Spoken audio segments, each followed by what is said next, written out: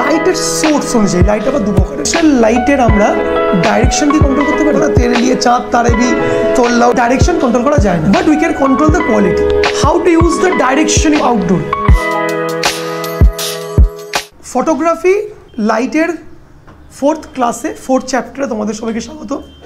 আচ্ছা, এর আগের চ্যাপ্টারগুলোতে কী করেছি আমরা? প্রার্থনা প্রথম চ্যাপ্টারে কী করেছি আমরা?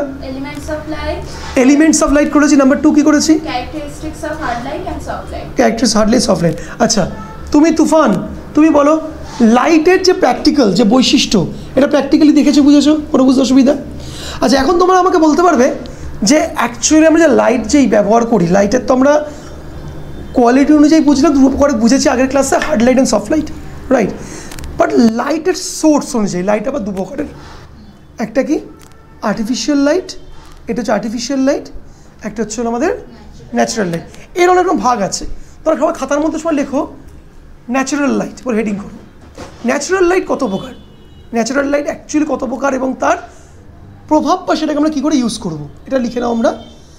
ন্যাচারাল লাইটের পৃথিবীর সবচেয়ে বেশি বড় সোর্স হচ্ছে হলো, সবাই আমরা জানি, আমাদের সোলার সিস্টেমের যে কিংপিং সান, সূর্য। সেকেন্ড হচ্ছে হলো চাঁদ, মুন।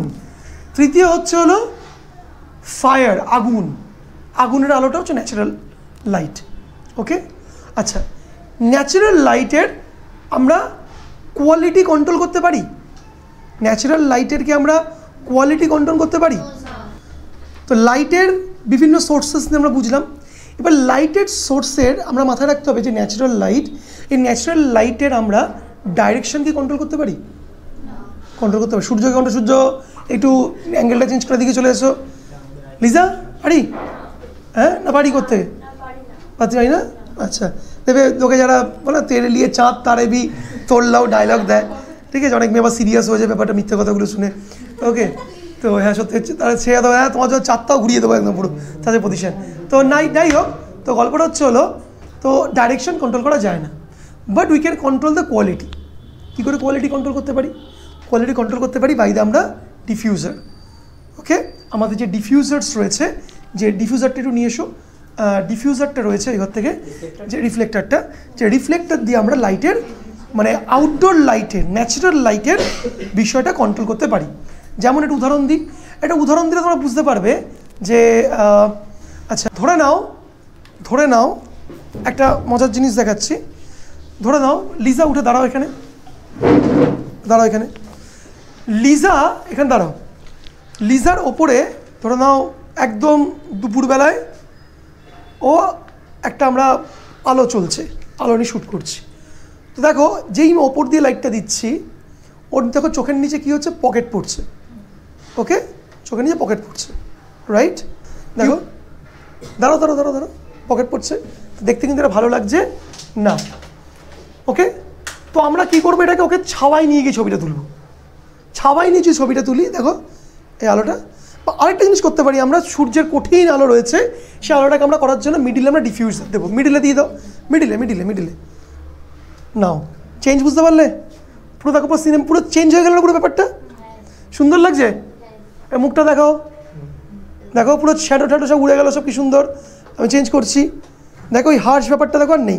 কি মিষ্টি লাগছে, ছবিটা সুন্দর লাগবে। আর তোমাকে মিষ্টি বলিনি, আমি হচ্ছে আলোর ছবিটার কোয়ালিটিটা মিষ্টি লাগছে বেশ। ওকে, এবার দেখো, আবার দেখো এখান নিচ থেকে দেখো, সেই দেখা ফ্যাট ফ্যাট করছে ব্যাপারটা। এক্সপেরিমেন্ট করো। তো এবার আমরা আরেকটা জিনিস রাখো, আরেকটা জিনিস বুঝবো হচ্ছে হলো সেইটা, যে আমরা নর্মালি যখন লাইট ব্যবহার করছি, মানে আউটডোর লাইট, সেটাকে আমরা এইভাবে আমরা কন্ট্রোল করতে পারি। তাহলে আমরা কি কন্ট্রোল করতে পারি না? ডাইরেকশন কন্ট্রোল করতে পারি না। সূর্য এদিক যাও, সূর্য দিক যাও, উই কান control, but we can control the quality of the life using the diffuser. হয় তাকে আমরা ছাওয়াতে নিয়ে গিয়ে ছবি তুললাম, নতুবা ডিফিউজার ইউজ করলাম, ডাইরেকশনটাকে বুঝে ব্যবহার করলাম। মানে এটাকে আমরা এইভাবে লিখতে পারি, how to use the direction in outdoor. Okay, এভাবে আমরা কিন্তু ডাইরেকশনটাকে ইউজ করবো। আমরা জানি কখন কোন টাইমে থাকছে। এবার লাইটের আমরা একটা খুব সুন্দর ছবি পেতে পারি, এক্ষুনি তোমাদের প্র্যাকটিক্যালি করে দেখালাম। ইমাজিন করে হলো সূর্য, মাঝখানে ডিফিউজার লাগিয়ে দিলাম, ছবিটা কত সুন্দর একটা সুন্দর একটা সফটনেস পেলাম আমরা। তা বোঝা গেল আউটডোর লাইটিং করে আমরা করতে পারি।